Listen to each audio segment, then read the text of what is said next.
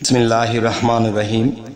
হে সমস্ত জগতবাসী, আজ আমি শামীম আলী চিশতি আপনাদের সামনে যে আলোচনাটি নিয়ে হাজির হলাম, সে আলোচনাটি অবশ্যই খেয়াল করে শুনবেন। সে আলোচনাটি হলো কি, যে মানুষ পৃথিবীতে করা যায় কিছু মনে বুঝে করে, কিন্তু সাইড আছে। একটি হলো বাহ্যিক, মানে আধ্যাত্মিক। তো এখন কথা হলো, যারা বাহ্যিক বুঝতেছে তারা কি করতেছে? শরীরটাকে পবিত্র রাখে, মাথায় তেল দিয়ে মাথাটা চকচকা, শরীরের মধ্যে যে সাবান দিয়ে পরিষ্কার করছে, মুখমণ্ডলকে পরিষ্কার করছে, সুনু মারছে, সুন্দর হচ্ছে। কিন্তু দেখেন যে বাহ্যিক সাইড ধরতে গেলে এটাই, যে নিজের শরীরটাকে পবিত্র রাখা। আর আল্লাহ কিন্তু কোরআনে বলেছে যে যে নিজেকে পবিত্র করলো সেই সফল কাম। আর সেই পবিত্রটা হলো কি, ভিতরটা। ভিতরে কি থাকে? আত্মা থাকে। সেই আত্মার মধ্যে যদি ময়লা থাকে, সে ময়লাটা কি? সেই ময়লাটা হলো, সেই আত্মার মধ্যে ময়লা বলতে যে পাপের ময়লা বা পাপ করবে এরকম বাসনা যার মধ্যে আছে, সেই ময়লাযুক্ত। এবং সেই ময়লাযুক্তকে পবিত্র করতে বলা হয়েছে।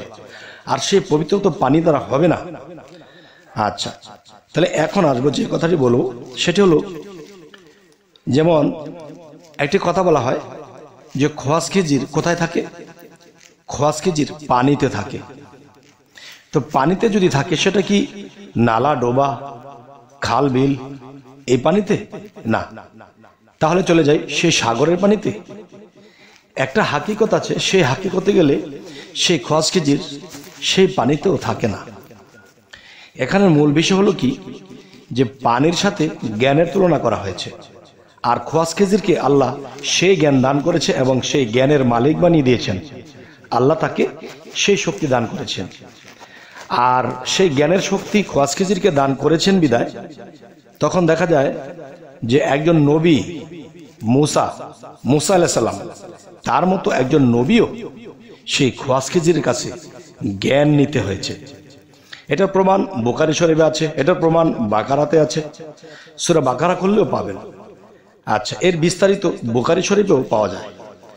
তো এখন ভিতরের যে আলাপটা, সেটা দেখুন, যে মানুষের সাগর, নদী, নালার পানির মধ্যে যদি ভাবে যে খোয়াস খেজির সেই পানিতে থাকে, তবে দেখেন পানি তো পানি, তবে পানির মধ্যে প্রকারভেদ আছে। একটি পানি আছে মানব দেহে, আরো একটি পানি আছে সেই সাগর, নদী। আচ্ছা, মূলত আমাদের আধ্যাত্মিক বিচারে যদি যাই, তো অবশ্যই সে আধ্যাত্মিক বিচারে যে পানিটার কথা বলা হয়েছে, সেই পানিটির নাম আমি উল্লেখ করছি। কিন্তু এর আগে একটু বলে নিব যে আমাদের নরসন্দী এলাকায় একজন পীর ছিল। তিনি কি করতেন? ভক্তদেরকে নিয়ে সে কি করতেন, যে অনেক ডেকসি ভরে, অনেক পাতিল পাতিল ভরে খিচুড়ি পাক করে সেই খিচুড়ি সেই নদীর পাড়ে নিয়ে যাইত। নদীর পাড়ে নিয়ে দিয়ে আসতো। সে কে খাবে? সেখানে রেখে আসলে খোয়াস খেজির খাবে। খোয়াস খেজির সে পানিতে থাকে, সে পানি থেকে খাবে।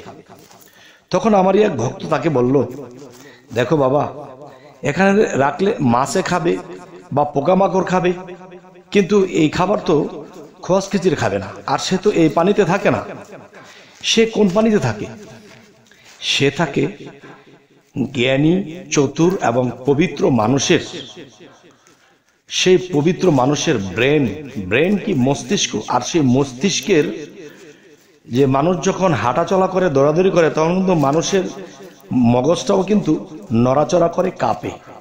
এবং সেই মগজ যদি শুকিয়ে যায়, তখন সেই মানুষটি ব্রেন আউট হয়ে যায়, এমনকি মারাও যায়। তাহলে বলবো কি, যে মস্তিষ্কটা যে পানির মধ্যে ভাসন্তমান আছে, সেই পানিটার মধ্যেই জ্ঞান, আর সেই জ্ঞান পানির মধ্যেই সে খোয়াস খেজির বসবাস করে।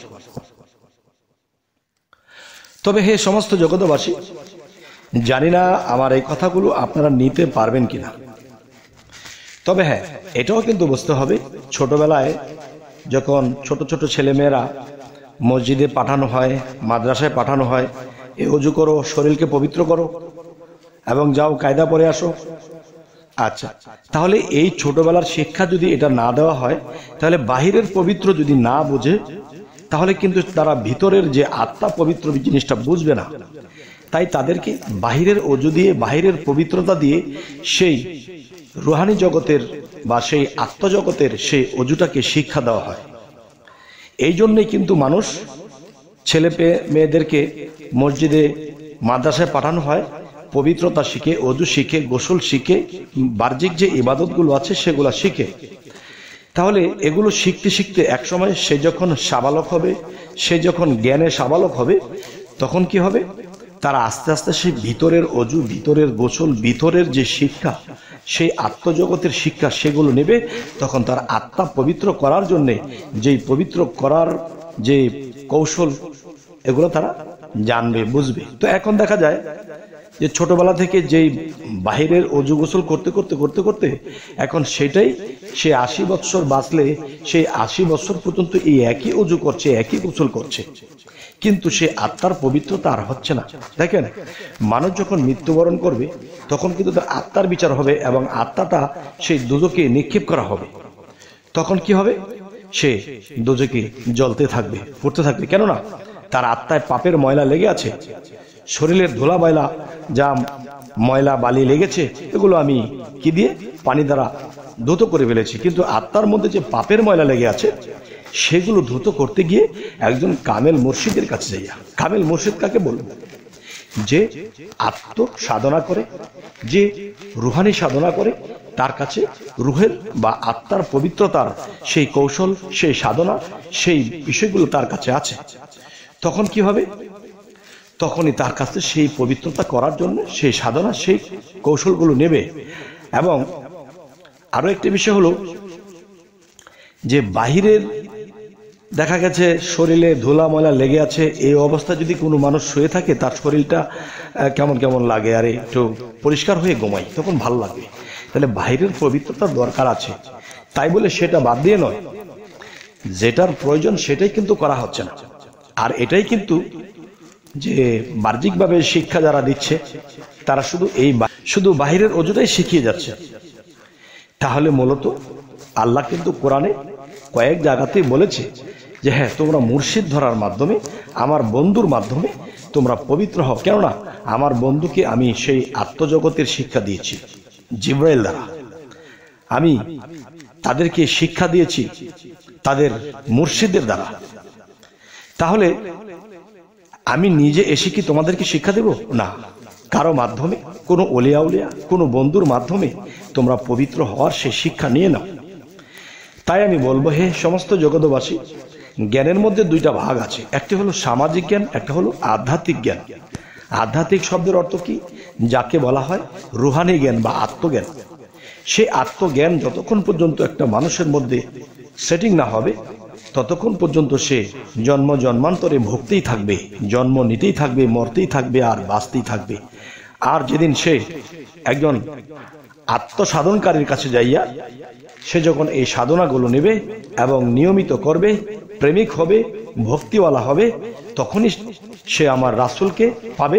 আর যে আমার রাসূলকে পাইল সে আমি আল্লাহকে পেয়ে যাবে। তবে হে সমস্ত জগৎবাসী, আজকের আলোচনাটা বেশি বড় করব না, ছোট করেই।